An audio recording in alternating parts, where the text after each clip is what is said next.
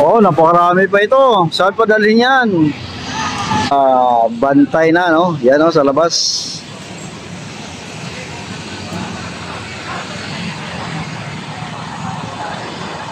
At siyempre dito meron din.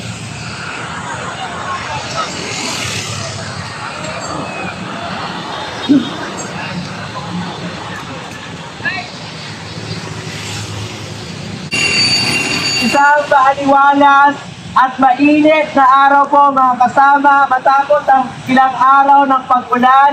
Nandito po tayo ngayon sa pagtitipon na ito upang kalampagin ng Senado na ituloy na ang pagtitipon sa Sara Duterte. Ako po si Mark Diaz mula sa Bayan Youth. At ako naman po si kasamang Paila sa Bayan Youth at ang ating panawagan, litisin! Litisin! Si Sara Duterte! Litisin! Litisin! Si Sara Duterte! Litisin! Litisin! Si Sara Duterte! Magandang araw po mga kasama. Nakilupit siya. Dapat po, kalampagin natin ang Senado na ituloy na ang paglilitis kay Sara Duterte. Dumaan na po ang ilang buwan. Dumaan na po ang maraming okasyon. Ngunit hanggang ngayon ay hindi pa rin nangyayari ang paglilitis. Sabi nga po doon sa TikTok video, di ba? Babad na kami dito. Ano na?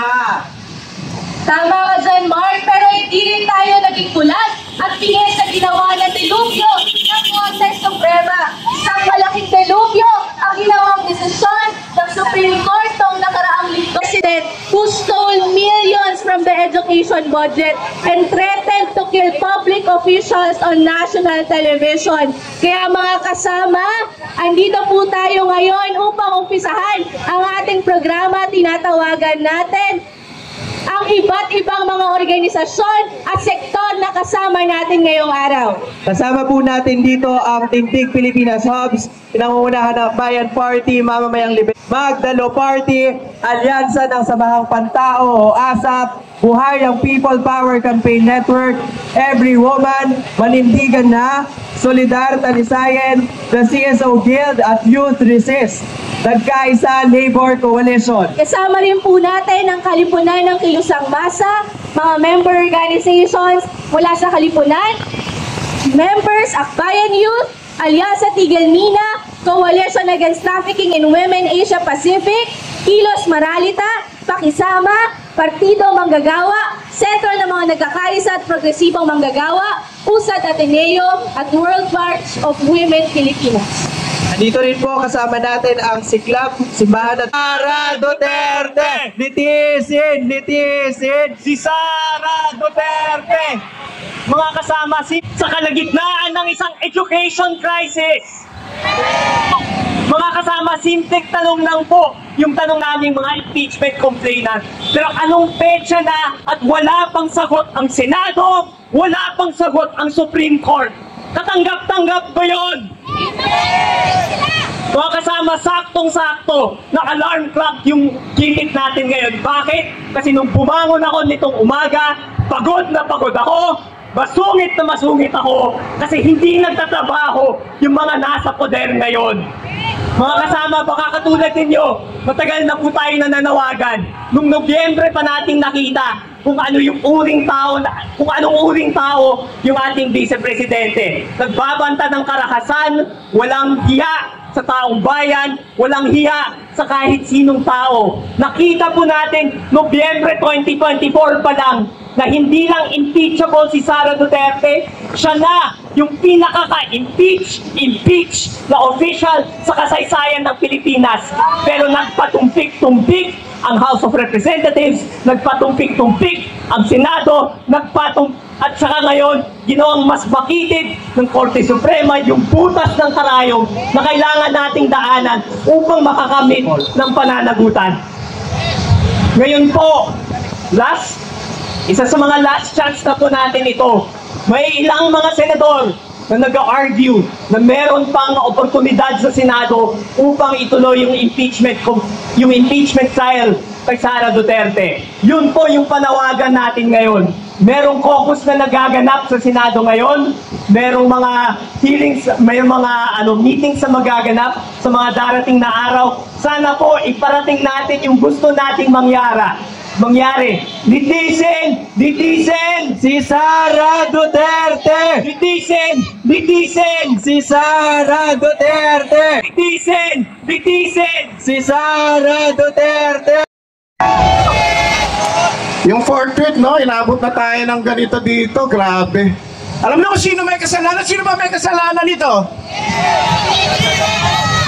Yung nasa litrato ng Akbayan Party List panel, no? Ayan, no? Unang-una. Hindi naman inutil. Pero nagpapaka-inutil eh. Diba? Hindi tayo naniniwala na hindi niya alam ang ibig sabihin ng fortuit eh. Alam niya yun. Kaya lang may inaantay, para bang may inaantay, di ba? Hindi ba katarungan para sa bayan natin at sa mga sumisigaw ng accountability. Alam niyo yung accountability, napakalungkot na salita ngayon sa bayan natin. Bihira natin maramdaman ito. In fact, nung inaresto si President Duterte, doon lang medyo nakakaramdam tayo ng saya, di ba? I mean, saya para sa mga naging biktima ng mga EJK noong panahon niya.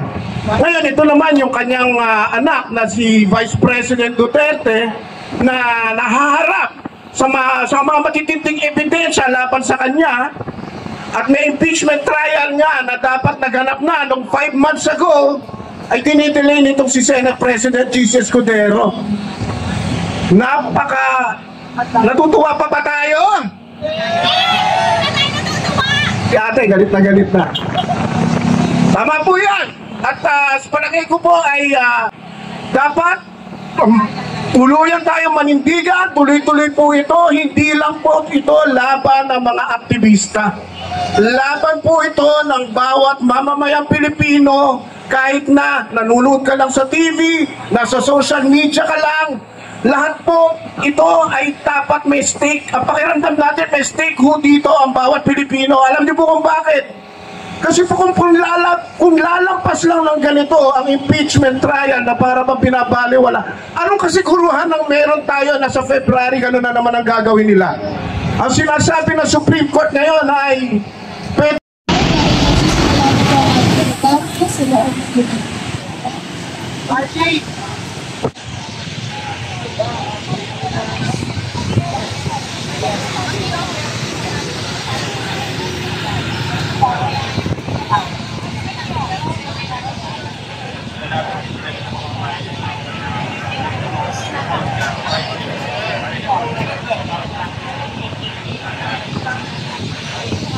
Talaga nga in-inspection nila ang kanilang pagdadausan ng programa.